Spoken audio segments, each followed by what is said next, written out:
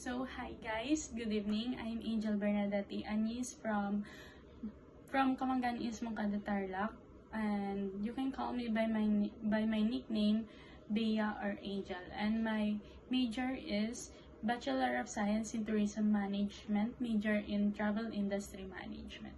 My expectation in this course that I expect that I will be gaining a wider knowledge about the legal aspect in our industry, and I also want to learn about the law or legal aspects in our country, not in our country but also to our industry.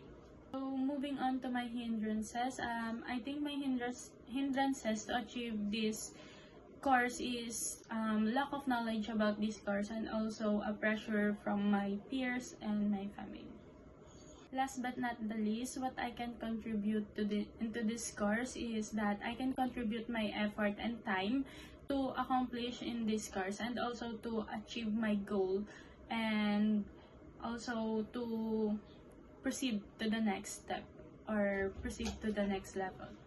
So that's all for today, and I hope to get well or get to know each of you guys. Bye!